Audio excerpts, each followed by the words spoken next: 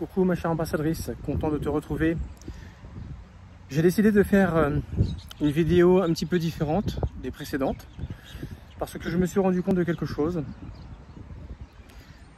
Tous celles et ceux qui rentrent dans mon coaching, mon accompagnement, ont tous quelque chose de commun. Et je me suis dit que ça valait le coup peut-être d'en parler avec vous, ceux qui me regardent régulièrement, juste pour vous montrer un petit peu comment les choses se passent au niveau de mes clients. La chose qu'elles ont toutes en commun, ces personnes, c'est que lorsqu'elles décident de rentrer effectivement dans un de mes accompagnements, elles sont toutes en détresse. Que ce soit homme ou femme, en détresse. C'est-à-dire que ça va pas, c'est souvent détresse suivie bien sûr de crises d'angoisse.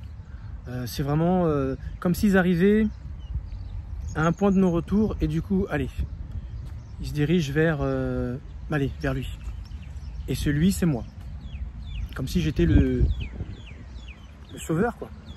Alors, c'est pas que cette situation me dérange, parce que je suis expert dans le domaine, et c'est pas la situation de mes clients qui me dérange. Ce sur quoi je voudrais mettre le doigt, c'est plutôt le point de non-retour dans lequel vous êtes, cette attente que vous générez avant de vous décider. C'est surtout là-dessus que je voudrais revenir. Parce que quoi qu'il arrive, moi je suis, quoi qu'il arrive, content d'aider les personnes. Et peu importe là où ils en sont dans leur cheminement. Mais ce qui je trouve être dommage, c'est que vous tous, en fait, vous attendez d'être au pied du mur, avec plus aucune solution dans votre tête, en vous disant, ben voilà, là, je sais peu quoi faire, donc je ne peux faire que ça, et je me lance. Et souvent, il y a certains qui sont retenus par le budget. Généralement, la motivation, elle est là. Il n'y a pas de souci sur la motivation. Le budget, souvent, ça peut poser problème, mais la motivation, l'intention, la détermination, elle est bien présente. Ils veulent s'en sortir, et c'est très très bien, parce que je pense que c'est la chose la plus importante. Mais pourquoi, mesdames, messieurs, attendez-vous d'arriver à ce point de non-retour pour vous décider à prendre soin de vous? N'attendez pas d'être dans la détresse, dans une impasse, pour vous dire, là je ne sais plus quoi faire, c'est le désespoir qui commence à voir le jour, et donc du coup, faut que je fasse quelque chose, allez, s'il faut faire ça, je vais faire ça. Et là d'un coup, vous êtes prêt à trouver le budget, la motivation, le temps que vous allez vous consacrer, sachant bien sûr que la motivation et le temps sur vous, c'est ça le plus important. Le budget, c'est quelque chose qu'on peut avoir avec le temps. Et ceux qui décident de ne pas rentrer par faute de budget, souvent, quelques semaines, quelques mois plus tard, ils reviennent. Parce qu'ils veulent véritablement s'occuper de leurs soucis. Alors c'est sûr que le temps a passé, peut-être que même leur détresse a évolué, s'est atténué. Et ce qui se passe souvent, c'est que souvent ces personnes réfléchissent à nouveau et se repositionnent par rapport à cette nécessité de faire un accompagnement. Alors je préfère vous dire, comme je le dis systématiquement à chaque fois, se faire coacher, aller voir un psy, se faire suivre, se faire conseiller. Il ne faut pas attendre d'être dans le désarroi, au pied du mur, n'ayant plus de solution, dans le désespoir le plus total, pour se décider à y aller. Non.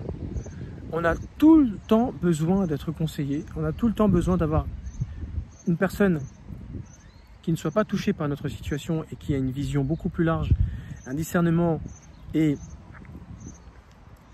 une capacité de perspicacité autre que la nôtre. Parce que forcément, ça nous amènera à voir les choses d'une façon dont on ne les voit pas. Et ça sera systématiquement salvateur, ça sera systématiquement quelque chose de positif pour soi. Je ne suis pas dans une problématique particulière, mais je me fais suivre par un coach dans un domaine précis.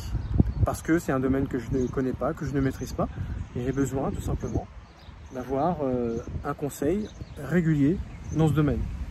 Et bien sûr, d'avoir le mindset, l'état d'esprit qu'il faut par rapport à ce domaine que je ne maîtrise pas. Lorsque vous allez voir un psy, qu'il soit psychiatre ou psychologue ou psychanalyste, c'est juste pour vous aider à avancer dans votre vie. Ça ne fait pas de vous une personne qui est malade mentalement, qui est instable ou je ne sais quoi. Mais ne vous faites pas de tort.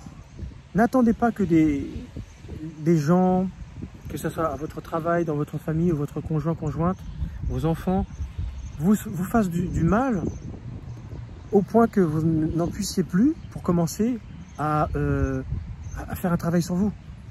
Je vous en supplie, n'attendez pas de vous faire du mal, du tort, pour commencer à vous occuper de vous sur le plan mental, sur le plan physique, sur le plan émotionnel.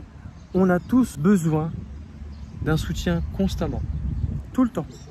Alors on n'est pas obligé d'être suivi H24, 7 jours sur 7, 12 mois sur 12, sur une année, non. On peut prendre à des moments précis ce genre d'aide et quand c'est nécessaire en refaire une plus tard en laissant passer un laps de temps entre.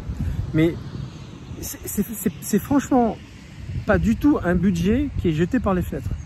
Pas du tout, du tout, du tout. Ça va vous aider énormément d'avancer dans votre vie, de trouver le chemin de votre bonheur. Ça va vous permettre véritablement d'éviter les écueils, d'éviter de vous faire du tort, du mal. Et peu importe le domaine dans lequel vous voulez vous lancer. C'est très important ce que je suis en train de vous dire, parce que malheureusement, vous souffrez en fait, c'est ça. Vous êtes en train de souffrir, et c'est dommage de vous voir souffrir. Et de me voir comme le sauveur, l'ultime chance, la dernière chance. Non, non, ne faites pas ça, ne faites pas ça. Je vous assure qu'il est hyper important de penser à vous, véritablement. Merci de m'avoir écouté, à la prochaine vidéo, ciao.